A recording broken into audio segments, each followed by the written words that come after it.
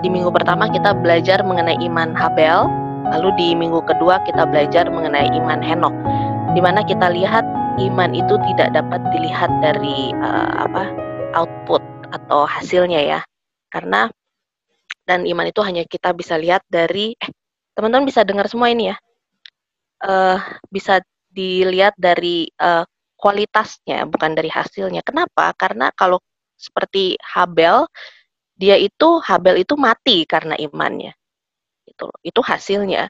Nah, sedangkan Henok dia bisa hidup selamanya bersama dengan Tuhan sekarang di surga oleh karena apa? Ya oleh karena imannya juga. Jadinya different result, hasil yang berbeda, tapi iman mereka inilah yang bisa membawa mereka sampai menjadi tokoh-tokoh Alkitab yang akhirnya menjadi contoh buat kita ya, bagaimana caranya kita menghidupkan iman kita. Dia seperti Habel, dia juga kalau kita lihat itu kan ada di Ibrani 11 semuanya ya. Kalau teman-teman mau lihat, baca di Ibrani 11 iman Habel dan iman Henok, di mana Habel itu dia itu memberikan persembahan yang terbaik untuk Tuhan.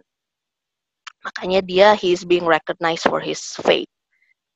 Dia dikenal oleh imannya. Sedangkan Henok dia itu kalau bahasa Indonesia hidup berkenan kepada Allah. Tapi kalau bahasa Inggrisnya itu pleasing God. Jadinya hidupnya dia itu menyenangkan hati Tuhan. Nah, sekarang malam ini kita akan lihat apakah Nuh melakukan hal yang sama, dan apa mungkin ada sesuatu yang lain lagi yang Nuh lakukan sampai dia juga bisa kita kenal dia dengan oleh karena imannya gitu. Nah, mungkin kita bisa pertama kita kan mau belajar Alkitab ya, so mungkin teman-teman bisa membuka Alkitabnya, yang ada punya Alkitab buku ataupun Alkitab, bisa buka di Ibrani 11 ayat 7, mungkin bisa ada yang bantu saya untuk baca Ibrani 11 ayat 7. Ibrani 11 ayat 7. Karena iman, maka Nuh dengan petunjuk Allah tentang sesuatu yang belum kelihatan dengan taat mempersiapkan bahtera untuk menyelamatkan keluarganya. Dan karena iman itu, ia menghukum dunia dan ia ditentukan untuk menerima kebenaran sesuai dengan imannya. Oke, jadinya kalau kita lihat dari ayat ini, Nuh itu dia bertindak oleh karena imannya. Jadinya Nuh itu diperingatkan Tuhan akan sesuatu yang belum kelihatan sebelumnya, lalu dia istilahnya pertama dia langsung percaya akan perintah Tuhan atau petunjuk Allah ya, kalau di ayat ini bilangnya ya. Dia percaya atas apa yang akan terjadi dan apa yang harus dia lakukan, karena itu yang Tuhan perintahkan kan. Nah, lalu kedua, dia juga percaya akan turun hujan. Dia percaya juga akan ada banjir, dan dia percaya dia harus membangun bahtera. Ada sesuatu yang harus dia lakukan. Nah, kalau teman-teman perhatikan di ayat ini ya, ini di ayat masih di Ibrani 11 ayat 7, itu dibilang karena iman, maka Nuh dengan petunjuk Allah tentang sesuatu yang belum kelihatan. Teman-teman tahu nggak sih sebenarnya kalau Nuh itu, dia itu belum pernah melihat hujan sebelumnya. Dia belum pernah melihat yang namanya banjir, bikin bahtera juga dia pasti belum pernah. Jadinya melihat air turun dari langit, hujan itu dia belum pernah lihat. Kebayang nggak sih kita di hidup kita ini, sering nggak sih kita disuruh sama Tuhan istilahnya melakukan segala sesuatu yang belum pernah kita lihat atau kita alami sebelumnya. Nah, kalau mau lebih pasti lagi, mungkin kita bisa buka Alkitab kita lagi di Kejadian 2 ayat 5 sampai 6. Boleh ada yang tolong bacakan Kejadian 2 ayat 5 sampai 6. Siapa aja boleh baca? Kejadian 2 ayat 5 sampai 6. Belum ada semak apapun di bumi, belum timbul tumbuh-tumbuhan apapun di padang, sebab Tuhan Allah belum menurunkan hujan ke bumi, dan belum ada orang untuk mengusahakan tanah itu.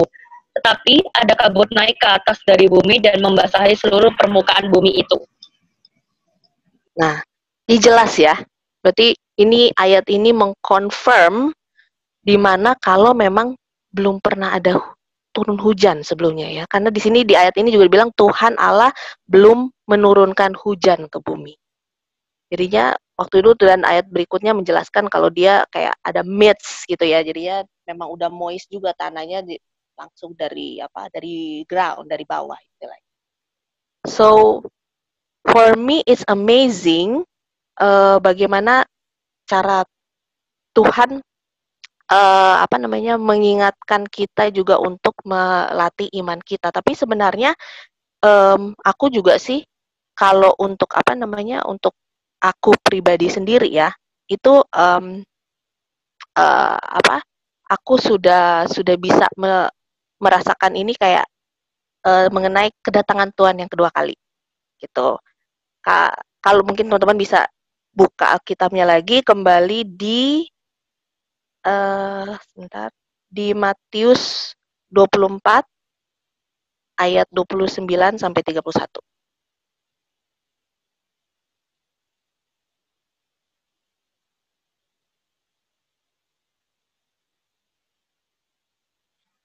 Segera sesudah siksaan pada masa itu, matahari akan menjadi gelap, dan bulan tidak bercahaya, dan bintang-bintang akan berjatuhan dari langit, dan kuasa-kuasa langit akan goncang. Pada waktu itu akan tampak tanda anak manusia di langit, dan semua bangsa di bumi akan meratap, dan mereka akan melihat anak manusia itu datang di atas awan-awan, di langit, dengan segala kekuasaan dan kemuliaannya. Dan ia akan menyuruh keluar malaikat-malaikatnya dengan meniup sangkakala yang dahsyat bunyinya, dan mereka akan mengumpulkan orang-orang pilihannya dari keempat penjuru bumi, dari ujung langit yang satu ke ujung langit yang lain. Nah, kalau baca ayat ini, teman-teman udah pernah ada belum dari teman-teman kita, dari kita semua di sini yang udah mengalami kejadian di Matius 24 ayat 29 sampai 31 ini? Ada nggak? Udah ada yang pernah melihat bintang-bintang berjatuhan, lalu kuasa ini segala macam keluar? Udah ada belum? Aku pribadi juga belum pernah ngelihat kayak begini, gitu loh. Sama seperti juga dengan Nuh, pada saat Tuhan kasih tahu sama dia akan datang hujan, aku juga pasti mikirnya kan waktu zaman itu juga kan langsung ya berbicara ya, bukan seperti kita sekarang. Pasti Nuh bingung ya, Tuhan hujan itu apa ya?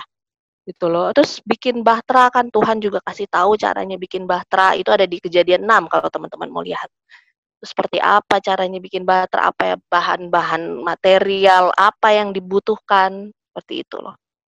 Jadinya aku juga berpikir waktu itu, waktu kejadian Nuh itu, tapi Nuh langsung melakukannya. Karena apa? Karena dia percaya aja gitu loh sama Tuhan. Jadi dibikin aja sama dia walaupun nggak masuk akal.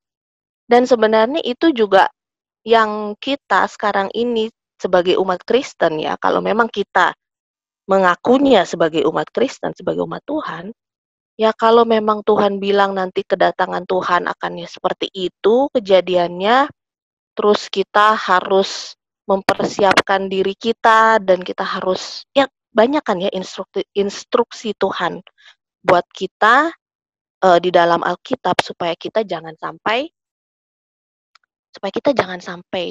seperti orang-orang di zaman Nuh jadi di luar bahtera gitu loh. Jadi sebenarnya Tuhan itu menurut aku sangat baik, dan yang aku lihat sini juga Nuh itu luar biasa. Bagaimana dia bisa juga langsung percaya aja gitu loh sama Tuhan. Walaupun kayaknya nggak masuk akal. Maksudnya ya dia lihat aja juga belum gitu ya. Kalau kita sih zaman sekarang kita ngelihat yang namanya banjir, hujan itu udah biasa ya, apalagi di Jakarta. Itu udah suatu hal yang biasa buat kita. Tapi kalau buat Nuh pada saat itu adalah suatu hal yang luar biasa. Dan kalau dilihat di Kejadian 6 ayat 19 dengan 20 juga, itu teman-teman bisa buka, nanti bisa baca sendiri juga kalau mau lihat itu bagaimana Tuhan menyuruh dia untuk binatang-binatang, bagaimana memasangkan mereka supaya mereka masuk bahtera. Itu juga pasti kan, Nuh pasti akan pikir, loh Tuhan, gimana nih caranya mau masukin ini binatang-binatang? Emangnya mau dikejar-kejar gitu loh satu-satu binatangnya supaya mereka bisa line up masuk dengan rapihnya ke dalam bahtera. Itu kan bukan ada di logika kita gitu ya. Dan itu adalah kuasa Tuhan. Itu udah di luar dari kuasa kita sebagai manusia. Kata Tuhan, ya udah percaya aja. Nanti yang akan memasukkan mereka teratur itu bukan kamu, saya. Just do your part, I'll do mine. Kayak gitu. Jadinya aku sampai yang, oh iya ya sama juga dengan kita, dengan apa lagi ya, yang kedatangan Tuhan atau banyak sih sebenarnya, di mana kita sebenarnya harus memiliki iman yang lebih seperti Nuh, percaya aja. Nah ini juga mungkin ayat berikut, di Roma 10 ayat 17, kalau kita belajar soal iman, mungkin ini harus kita ingat juga ya. Camkan baik-baik di dalam hati dan pikiran kita. Roma 10 ayat 17, mungkin ada teman, siapapun yang bisa tolong bantu aku untuk baca Roma 10 ayat 17.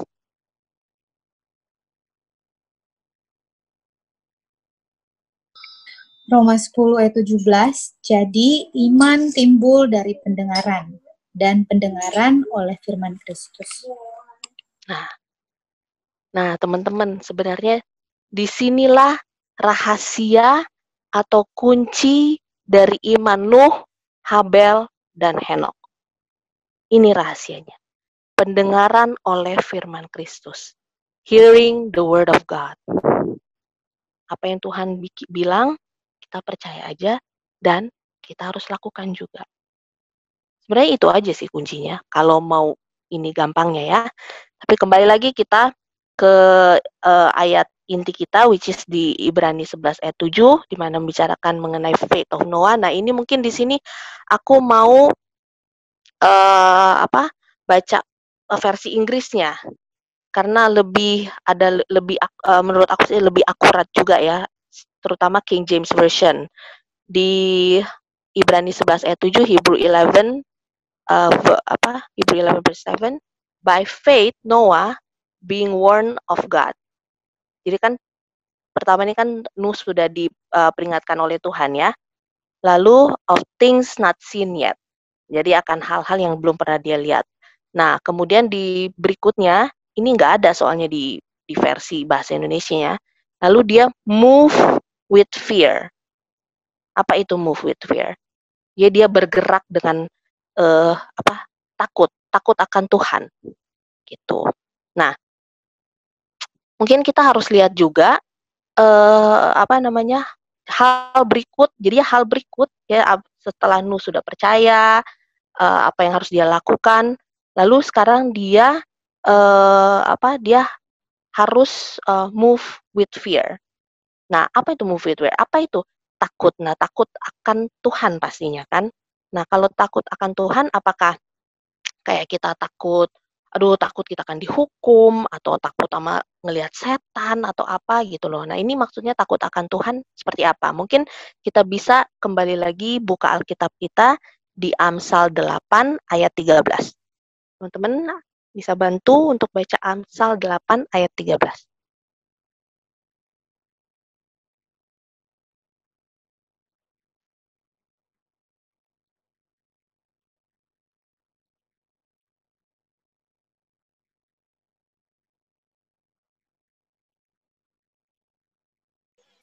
Amsal 8 ayat 13, takut akan Tuhan ialah membenci kejahatan. Aku benci kepada kesombongan, kecongkakan, tingkah laku yang jahat, dan mulut penuh tipu muslihat.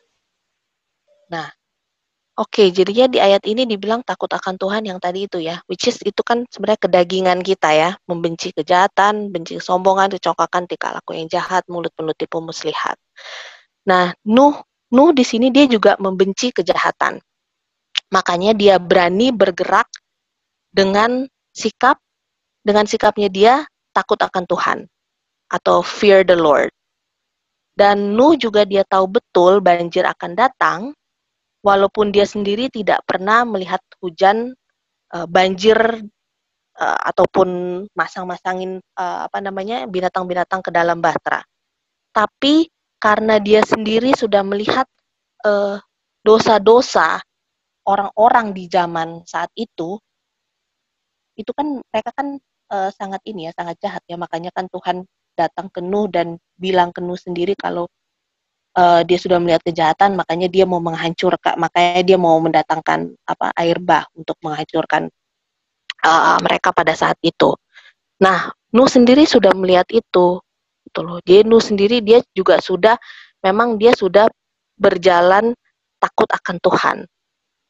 Dan dia sudah, apa yang dia lihat di depan matanya dia, sebenarnya dia juga memang sudah nggak suka. Makanya dengan gampangnya dia ikut, gitu loh. Ya kan kayak teman-teman ini deh, bayangkan misalnya itu ketua-ketua partai di luar sana. Kalau misalnya sampai ada yang bisa satu visi dan misi, ya kan, ketemu dengan orang-orang yang tepat, pasti kan akan ya kayak banyak banget gitu, kayak misalnya Jokowi ya. Banyak banget kan yang mau melakukan apa saja yang Jokowi lakukan gitu loh. Padahal kenal langsung sama Jokowi juga enggak istilahnya gitu loh. Tapi ya karena mereka percaya dengan visi dan misinya dia, dan mereka juga sudah mempunyai mereka rasa mereka sudah mempunyai hubungan, mereka tahu juga akan tujuan dia, ya mereka ikut aja dengan senang hati gitu loh, mereka ikut. Karena apalagi kalau untuk memberantas korupsi, ya orang pasti senang-senang aja kan. Sama juga dengan Nuh di sini, karena dia juga sudah tahu dan dia sudah nggak suka lihat apa yang sedang terjadi saat itu dengan bangsa-bangsa di situ. Jadinya ya itulah yang dilakukan, dia move with fear of the Lord. Jadinya dia memang betul-betul melakukan segala sesuatunya juga takut akan Tuhan dan juga tentunya sesuai dengan kehendak Tuhan. Nah, teman-teman harus ingat juga, ini kan perlu iman juga ya memang melakukan ini, karena yang kita ketahui juga pada saat itu dia itu istilahnya Nuh against the world, iya kan? Karena yang lain-lain kan banyak nggak mau dengerin dia. Pada akhirnya juga yang selamat memang cuma Nuh dan keluarganya kan, dan binatang-binatang gitu loh. Jadinya dia memerlukan iman yang sangat kuat untuk menjalankan ini semua gitu loh, untuk menghadapi ini semua. Dan itu dia jalankan juga selama 120 tahun. Dan kalau kita buka lagi di Yakobus, kita buka Alkitab kita lagi ya teman-teman ya, di Yakobus 2 ayat 14, kemudian di Yakobus 2 ayat 17.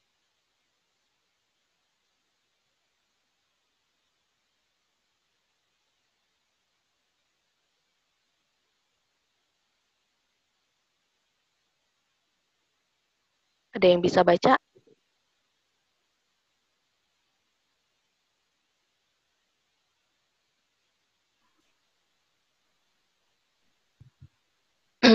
Yakobus 2 ayat 14. Yakobus 2 ayat 14 dan 17 ya. Apa gunanya saudara-saudaraku jika seorang mengatakan bahwa ia mempunyai iman padahal ia tidak mempunyai perbuatan? Dapatkah iman itu menyelamatkan dia? Ayat 17, demikian juga halnya dengan iman. Jika iman itu tidak disertai perbuatan, maka iman itu pada hakikatnya adalah mati. Jadi apa nih yang mengkoneksikan iman kita? Itu adalah perbuatan kita ya pastinya ya, perbuatan kita. Jadi kalau ya bisa aja kan sebenarnya Nuh bilang, oh ya Tuhan saya percaya banget Tuhan akan mendatangkan itu hujan, walaupun saya belum pernah lihat hujan, saya belum pernah lihat banjir, saya percaya Tuhan akan datangkan itu. Tapi ya udah, saya percaya aja gitu loh. Mau nanti ya nggak tahu nih bikin bahteranya, entar coba kita cari ya siapa yang mau bikin bahteranya gitu. Ya nggak begitu kan. Kalau emang kita mengimani segala sesuatu, ya do something. Dan bukan cuma do something sih, lakukan apa yang Tuhan minta kita lakukan. Bukan kita melakukan apa yang kita mau lakukan. Saya percaya juga Nuh tidak melakukan apa yang dia melakukan. Mungkin kalau dia melakukan apa yang dia lakukan, dia suruh-suruh orang kali untuk Dia bayar aja orang kali juga bisa untuk bantuin dia bikin bahtera or apapun itu, gitu loh. Tapi enggak kan, Tuhan cuman bilang ini lakukan ini, lakukan ini, lakukan ini, dan itulah yang dia lakukan. Yang dilakukan adalah hanya percaya, pokoknya percaya aja, percaya, and then just do it, gitu loh. Dan yang dia lakukan sesuai perintah Tuhan. Jadi dia nggak bikin bahtera yang lebih besar, atau dia nggak bikin juga bahtera yang lebih kecil. Ya dia bikin bahtera yang sesuai dengan Tuhan minta. Itu ada di Kejadian 6 ya, kalau teman-teman mau lihat. Ukurannya, materialnya apa, itu semua bisa dilihat di Kejadian 6. Nah, sekarang pertanyaannya adalah, berarti kan dia takut akan Tuhan ya. Nah, apakah kita juga sudah takut akan Tuhan? Karena kalau kita sudah takut akan Tuhan, seperti di ayat yang sebelum tadi, Amsal 8 ayat 13, seharusnya kita membenci kejahatan-kejahatan yang diterterakan di situ. Dan kalau teman-teman mau lihat lebih dalam lagi mengenai itu kan kedagingan ya. Kedagingan itu ada di Galatia 5 ayat 19 sampai 21. Itu ada 7. Kalau di King James Version bahasa Inggris itu ada 17 kedagingan. Tapi kalau di bahasa Indonesianya saya hitung cuma ada 15. Makanya saya lebih suka kalau kita balik lagi, lihat lagi ke King James Version ya, karena lebih detail lagi dan lebih lengkap lagi apa itu kedagingan kita. Nah, mungkin kita bisa baca supaya kita juga tahu ya kedagingan kita itu sebenarnya apa saja. Karena mungkin karena saya sendiri juga waktu saya baca, oh ternyata saya masih melakukan ini, ternyata ini kedagingan ya, masih ya, karena mungkin karena juga tadinya belum terlalu banyak mendengar firman Tuhan ya, seperti di Roma 10 ayat 17, iman itu kan timbul dari pendengaran akan firman Tuhan. Makanya pentingnya kita itu mendengar dan belajar firman Tuhan. Itu ada di Galatia 5 ayat 19 sampai 21 mengenai kedagingan kita. Mungkin bisa ada yang baca Galatia 5 ayat 19 sampai 21.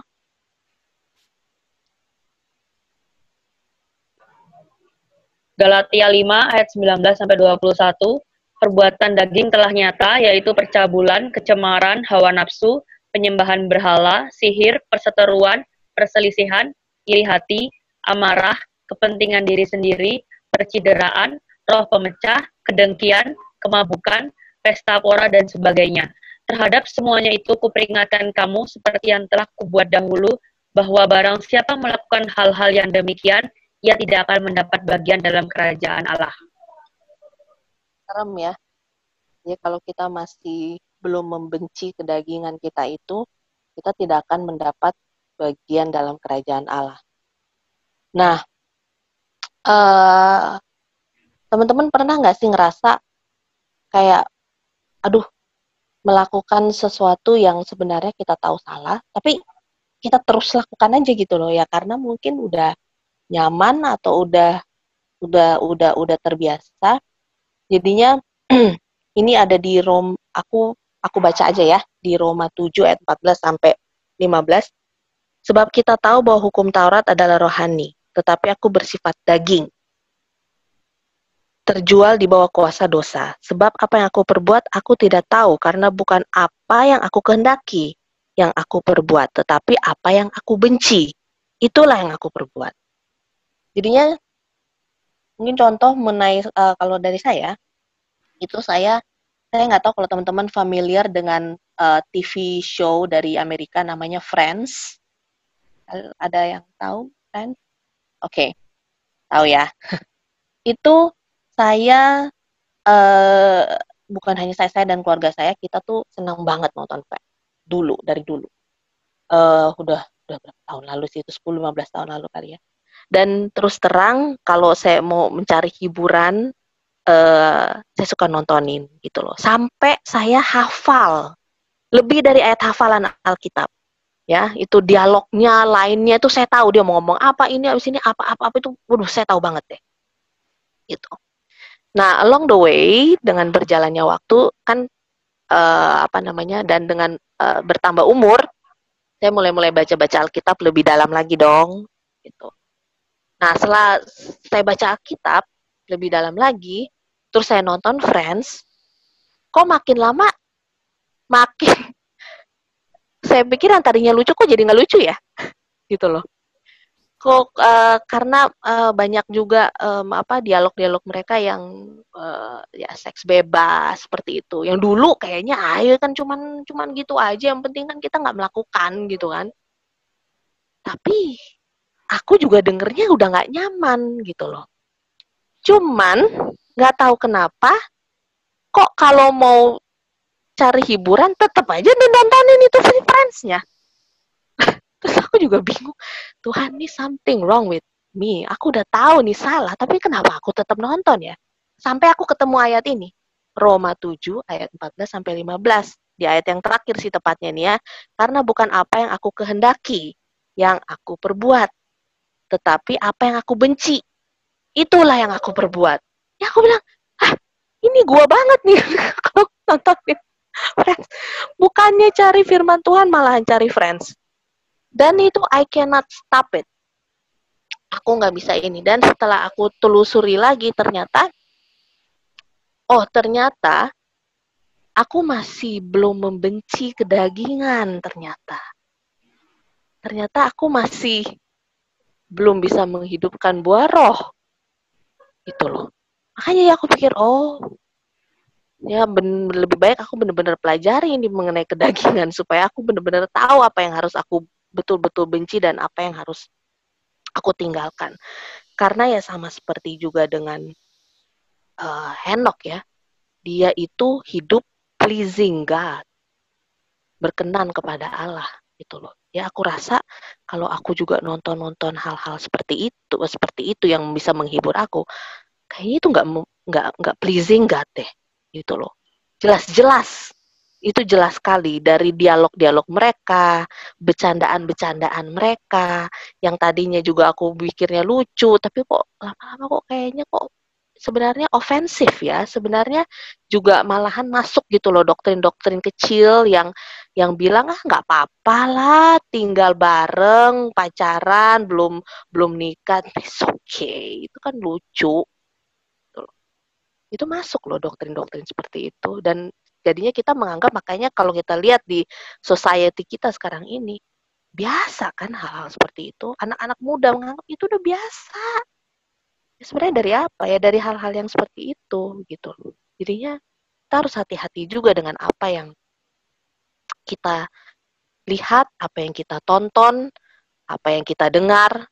Dan sebenarnya iman itu kalau dibilang di Roma 10 ayat 17 apa? Iman itu timbul dari pendengaran akan firman Tuhan, bukan dari pendengaran akan Friends atau pendengaran akan TV shows apalah itulah yang biasanya menghibur kita.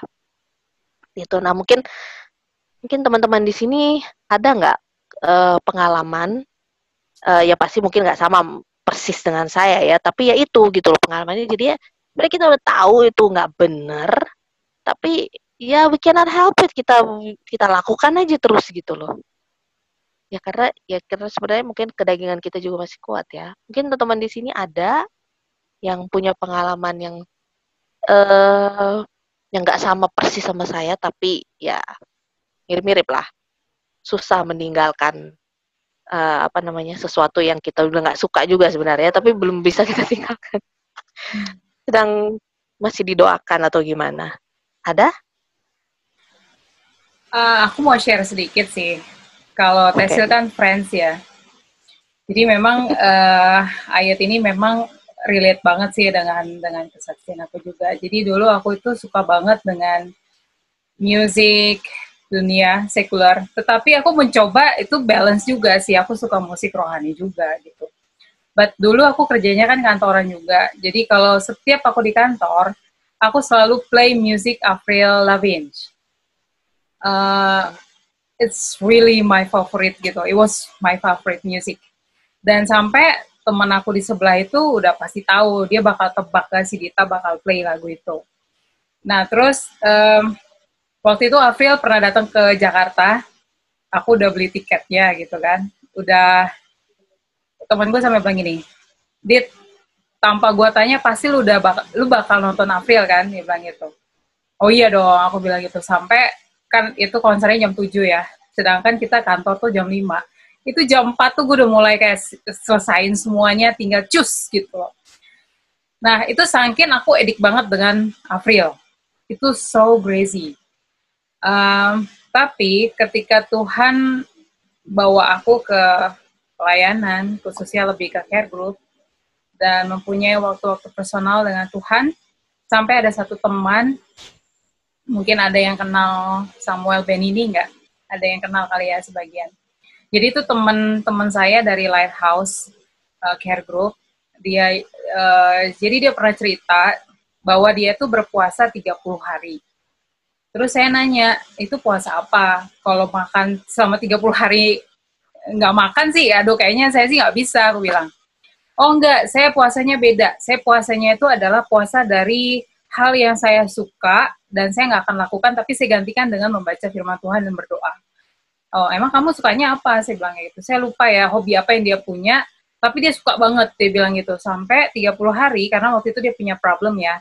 Dia punya problem dan dia commit untuk puasa 30 hari.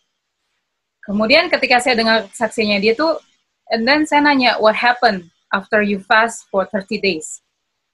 You know what, kata dia, gue ngerasa peace, benar-benar peace, dia bilang gitu kan. Karena aku merasa benar-benar sangat dekat dengan Tuhan dan my life so different, dia bilang gitu.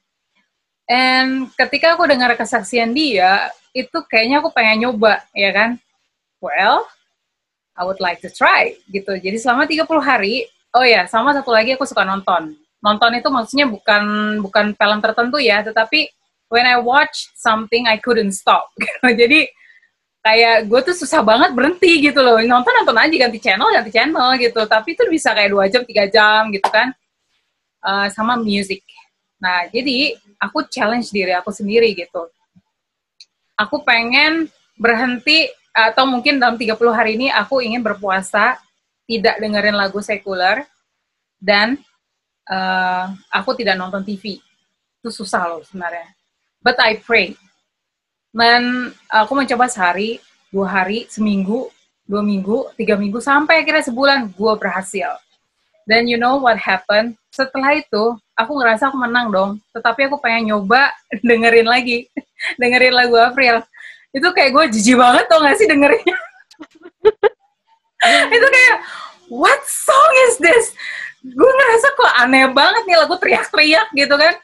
Soalnya Avril itu kan lagunya pop rock ya. Jadi terus kalau misalnya, what actually itu anak muda banget sih gitu loh. Jadi gue ngerasa nih aneh banget gak sih nih lagu gitu. Memang benar-benar ya ketika Tuhan udah switch, kita akan ngerasa beda dengan hal dunia. Tapi aku mau tambahin sedikit di ayat yang tadi Tesil kan baca Roma 7 ayat 15, ayat 14 dan 15 kan. Tapi sekarang aku mau baca di ayat 16.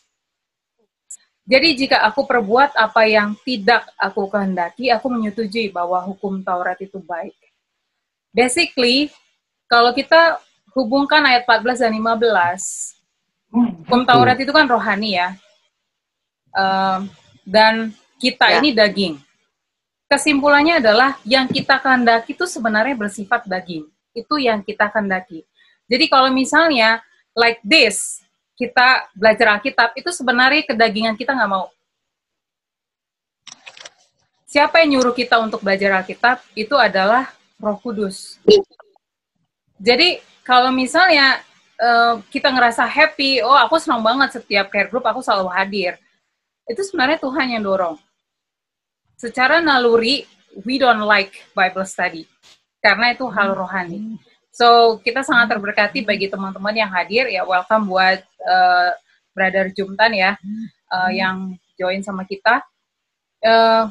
Itu pasti driven by the Holy Spirit. So, we praise God, karena kita semua ngumpul di sini, dan kita mau mendengarkan suara Tuhan. Nah, kalau misalnya kita melakukan hal-hal yang against, yang tadi Tesil sebutin kan, benci, fear of the Lord ya, takut akan Tuhan itu adalah benci kejahatan, tipu muslihat, dan lain-lainnya. Kalau kita melakukan itu sebenarnya because that's what we desire. That's because we live in flesh. Nah, kalau kita melakukan yang sebaliknya, itu sebenarnya kita tidak bisa berbuat sendiri. Nggak bisa. Itu adalah pertolongan dari Tuhan. Makanya sangat penting kalau misalnya kita mau berubah, kita harus minta sih pertolongan dari Tuhan, karena itu nggak akan mungkin. Dan sama ketika kita ingin Tuhan, aku pengen banget belajar Alkitab, ya keinginan rohani muncul sedikit, tetapi keinginan daging jauh lebih kuat. So we have to pray more. Supaya Tuhan bantu. Thank you Sister Dita. Kayaknya udah mantep ya. Dan kesaksiannya juga di Sister Dita. Dan mungkin aku mau tutup dengan Kejadian 6 ayat 22. Mungkin kita bisa semua ke buka Alkitab kita di Kejadian 6 ayat 22. Aku yang baca aja ya. Lalu Nuh melakukan semuanya itu, tepat seperti yang diperintahkan Allah kepadanya. Demikianlah dilakukan. Nah sekarang gimana nih? Bagaimana dengan nasib kita nih teman-teman? Bisa nggak kita sama seperti Nuh? Betul-betul dia seperti di ayat yang terakhir ini ya. Dia apapun yang diperintahkan Allah, ya itu demikianlah yang dilakukannya. Tanpa babi bu, tanpa bertanya-tanya, Tuhan ini gimana caranya, begini-begini. Ini binatang-binatang gimana mau masuk ke Batra nih, gimana, apaan itu hujan, apaan itu flood. Kan kita sering kali ya, Tuhan udah suruh apa, bukannya langsung dibikin, nanya aja, kebanyakan nanya, question God, doubt atau bahasa Indonesia apa ya, meragukan Tuhan gitu loh. Kalau kita banyak nanya, lama-lama kita jadi ragu-ragu.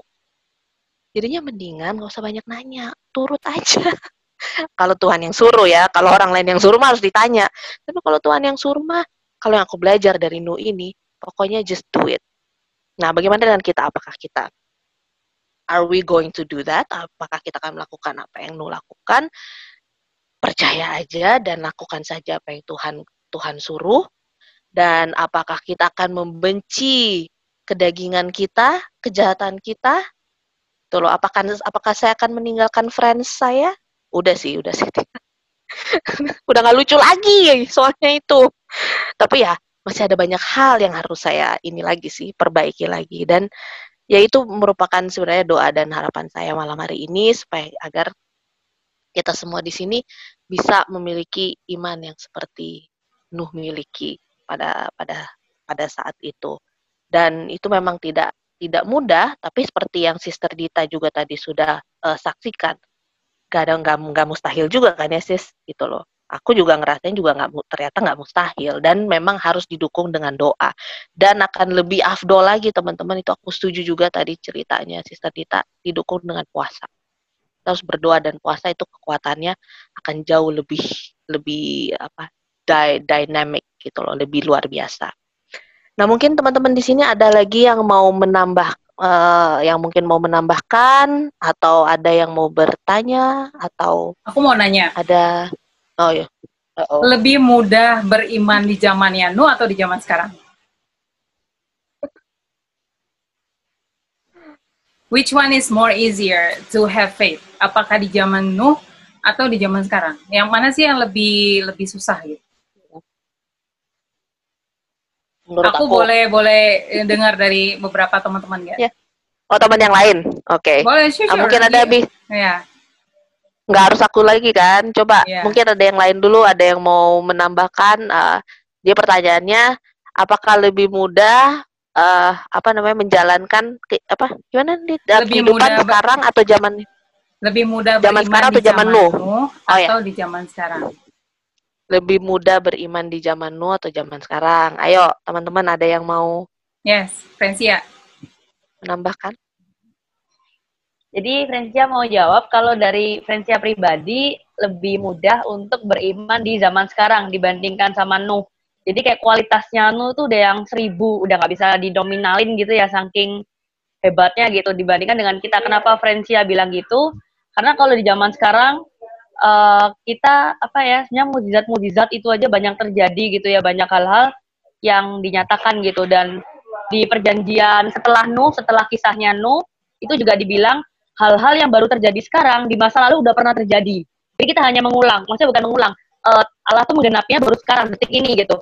Padahal itu sebenarnya di Alkitab udah ada. Itulah puji Tuhannya kenapa kita manusia-manusia sekarang itu sebenarnya cukup baca firman gitu loh, karena di firman tuh semuanya ada.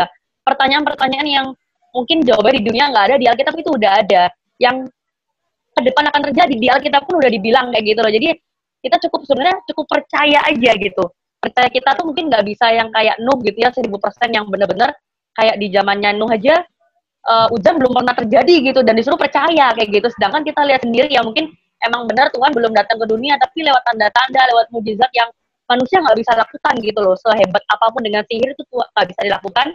Jadi emang benar-benar zaman sekarang tuh lebih mudah gitu loh, udah dipermudah sama Tuhan, karena bahkan Tuhan juga bilang Taurat itu nggak perlu kamu hafalin lagi, aku yang naruh di hati kamu, di setiap hati kamu tuh biar kamu tahu, biar kamu cuma cukup mengimani, percaya. Jadi jauh lebih mudah sekarang, jauh lebih mudah banget.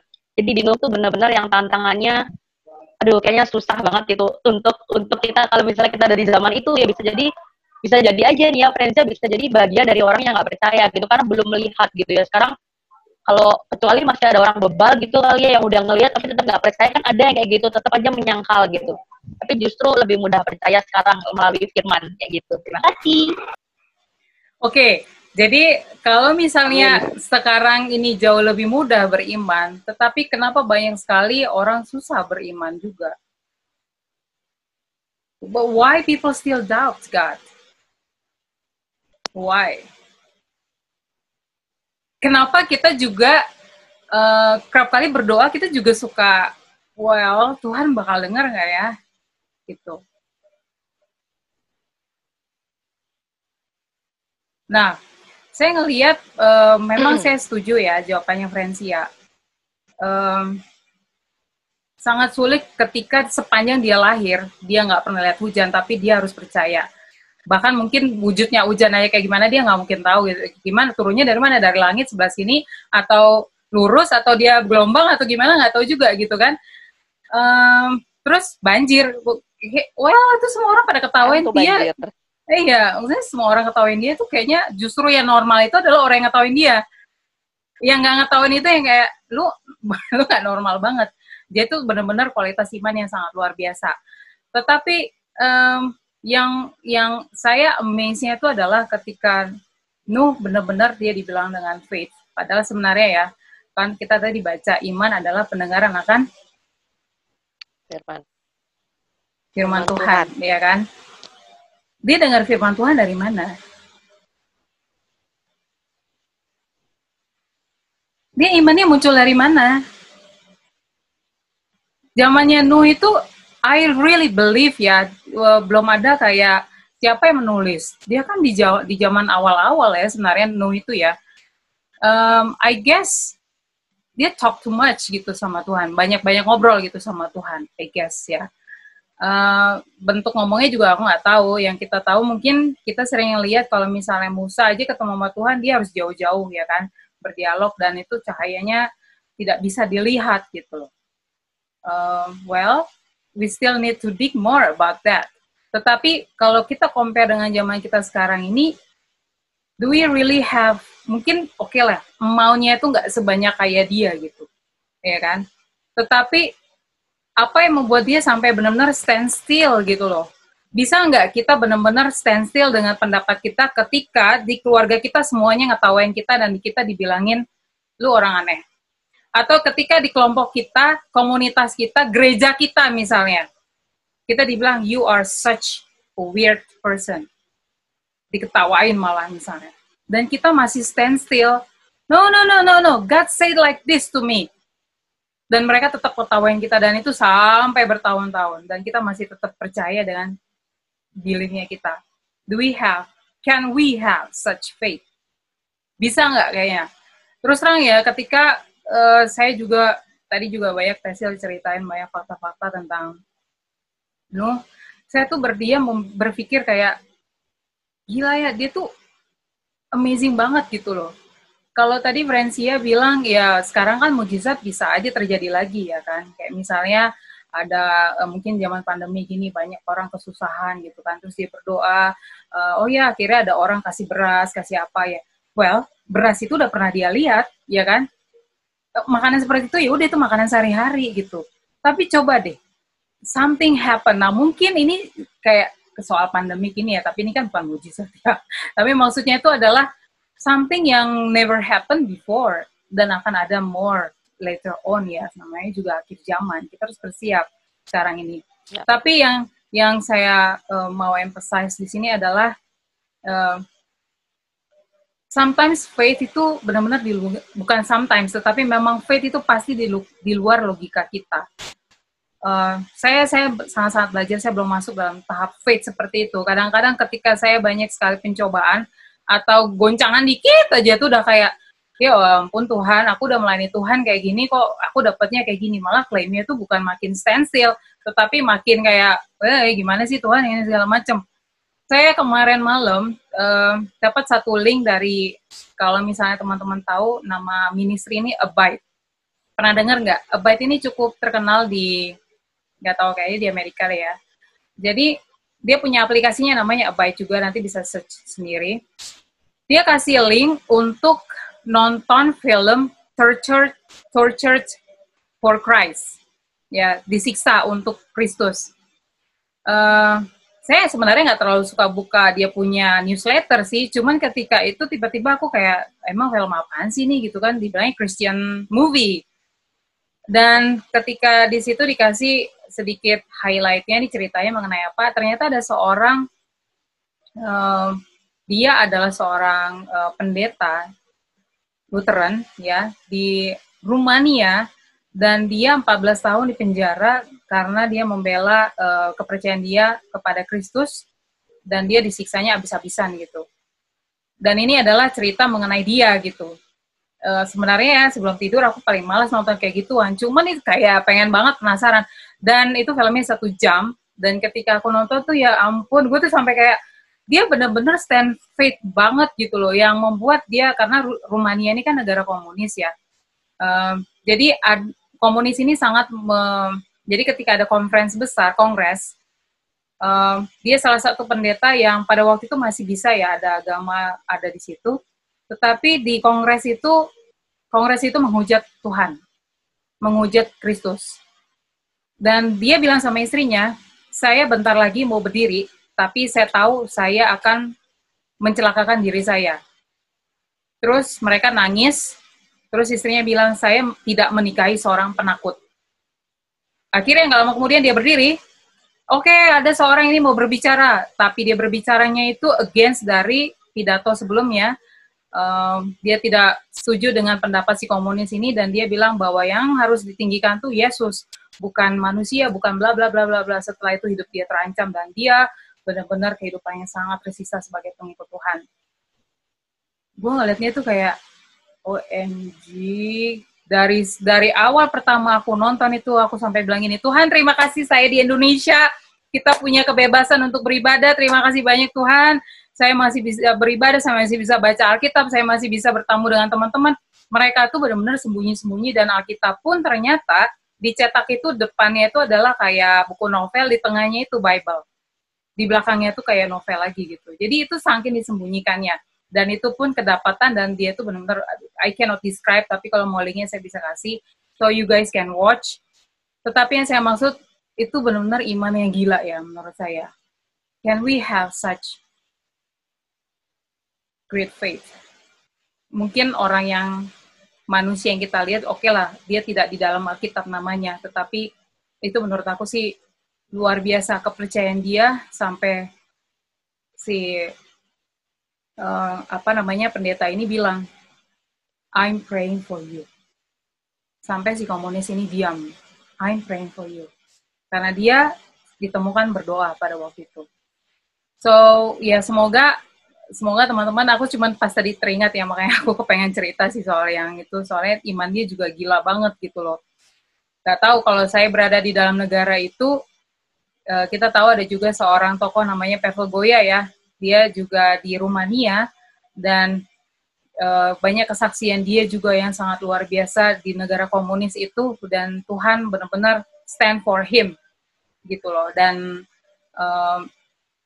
gimana kalau misalnya kita lagi sibuk, bos lagi marah sama kita, kita dikasih pekerjaan banyak, atau kita lagi banyak masalah, entah di area yang mana, apakah kita akan bilang, Tuhan, I have so many problem. We make excuse untuk nggak belajar Alkitab, untuk nggak pelayanan, untuk nggak berdoa, untuk nggak so many reason. Itu sebenarnya refleks aku banget sih.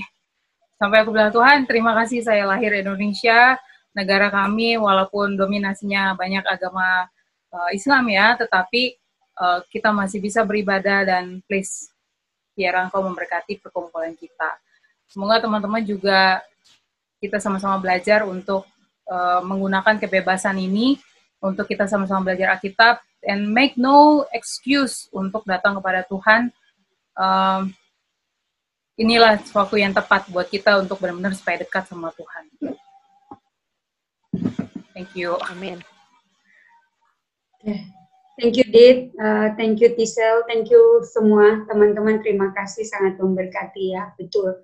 Jadi ya, kalau saya mau bilang dalam satu kata, ya kalau kita sudah tahu kebenaran itu, kebenaran yang hakiki yang datangnya dari Tuhan, itu akan menguatkan kita untuk benar stand still ya. Dan kita ingat, kemarin minggu lalu kita belajar bahwa iman itu bukan hasil usaha kita sendiri, tapi itu juga dari Tuhan, pemberian dari Tuhan dan digerakkan oleh Roh Kudus ya.